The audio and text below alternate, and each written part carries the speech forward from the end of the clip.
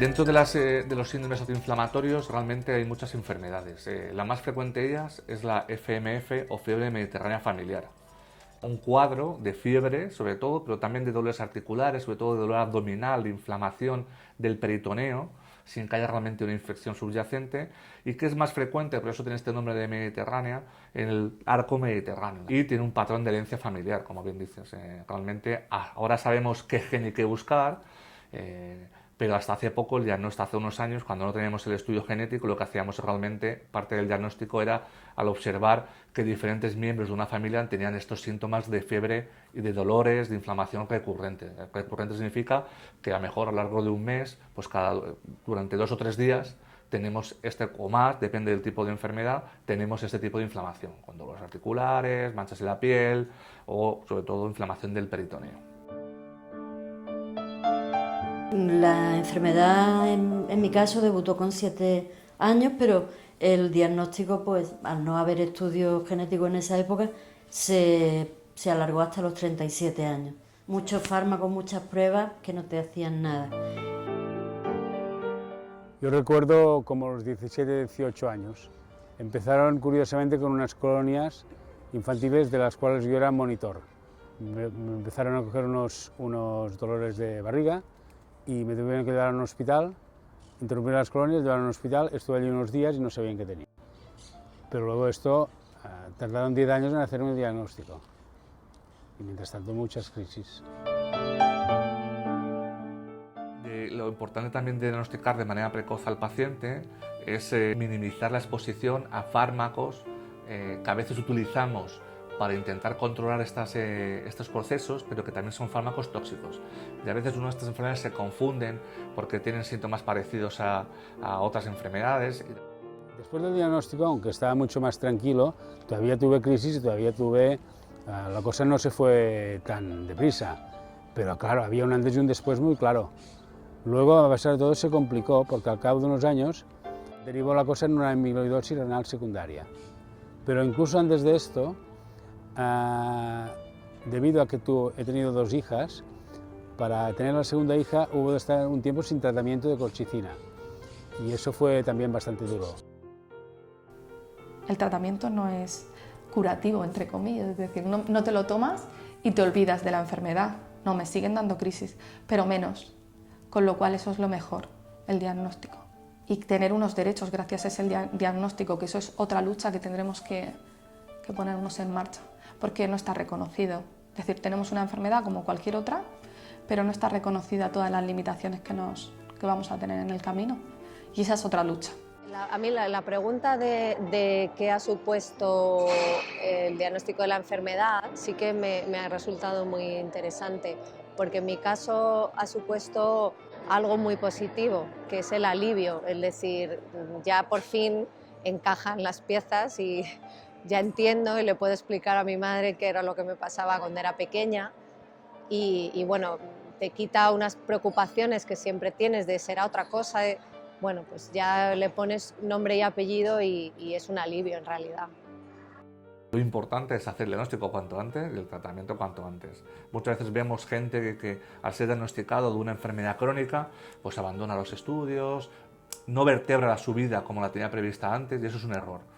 Cuando aun siendo duro el asumir el diagnóstico de una enfermedad crónica incurable que suena pues muy feo y tal, pues realmente lo que hay que hacer es evitar dejarse llevar por los nervios iniciales, ponerse en buenas manos, tener confianza con su equipo médico, buscar la estrategia terapéutica más aceptable o mejor para el paciente e intentar seguir con la vida diaria de cada uno, a pesar de que uno pueda tener los brotes o épocas peores o mejores, porque eso nos va a pasar en cualquier escenario de la vida, cualquiera de nosotros. Entonces, que sí que es importante buscar orientación, buscar apoyo en otras personas, porque sí que puede condicionar realmente tu calidad de vida y tu evolución.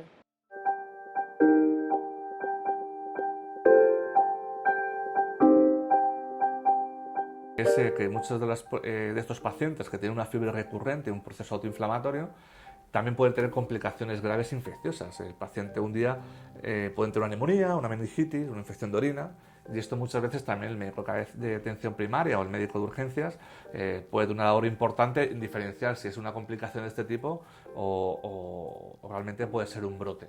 Por lo tanto, posiblemente instruir y generar algún tipo de protocolo que se pueda realmente optimizar a nivel de los servicios de urgencia o de atención primaria pueden ser realmente útiles para minimizar o no retrasar el tratamiento de los pacientes de estas enfermedades cuando tengan un brote. Si la administración pública no está ahí para responder, desde la base, desde la atención primaria, desde unos buenos médicos informados, desde que en el primer minuto, aunque no sepan el diagnóstico y que te vean tan triste y con esos dolores, te deriven a un especialista a nivel ¿no? psicológico, a nivel mental y emocional, que te pueda apoyar, para mí es imprescindible.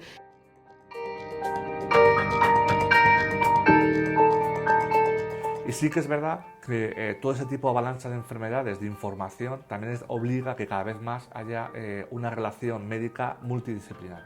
Es decir, un médico solo no puede saber ni abordar todas esas enfermedades, sino tiene que haber un trabajo entre diferentes especialidades, diferentes médicos y que deben de armonizarse dentro del sistema de cada hospital o de cada comunidad, obviamente.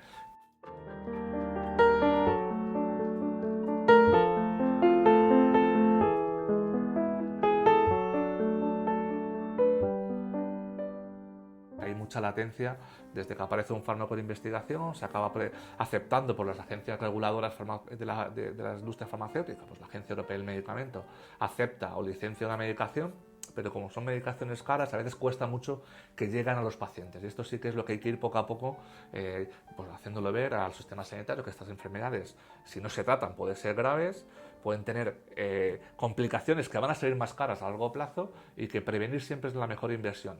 Son ellos, la administración pública, los que tienen que invertir en los laboratorios para que ellos puedan investigar, no tanto a los laboratorios. Yo lo comprendo, no sale rentable investigar, pero nosotros lo necesitamos porque somos personas con sentimientos y somos personas que queremos que nos ayuden. Y aún así tengo que reconocer que tenemos tratamiento, pero no es suficiente, nos siguen dando crisis.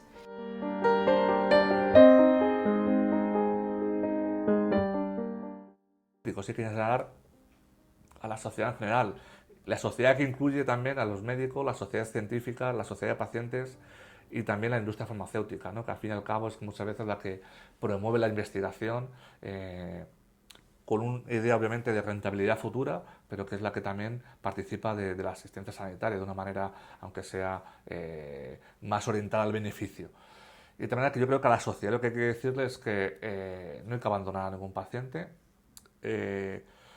por lo menos darle la cobertura de que tengan un sitio no que todos los médicos no tengan por qué saber de todas estas enfermedades, pero sí que en las diferentes comunidades, según cómo se armonice en los sistemas sanitarios, sí que tendría que haber médicos que más o menos le permite una especialización, una investigación, un asistente de todos los pacientes, pero sí que realmente si nos organizamos, si no disparamos todos a 1000 cosas y vamos organizando las cosas, posiblemente en unos años seamos capaces de que realmente tengamos una capacidad para realmente organizarnos mejor, investigar más, porque la investigación es la clave para que el paciente acabe algún día curándose.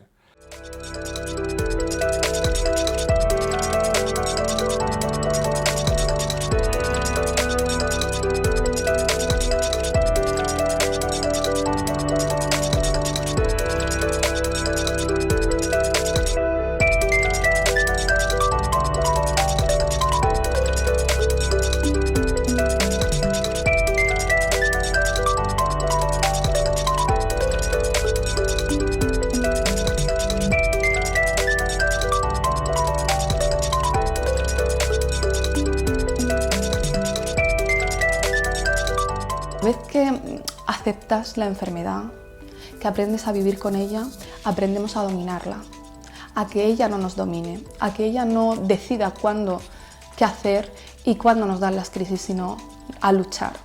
Y entonces, en ese momento en el que aprendemos a dominarla, aprendemos a ser felices, a vivir.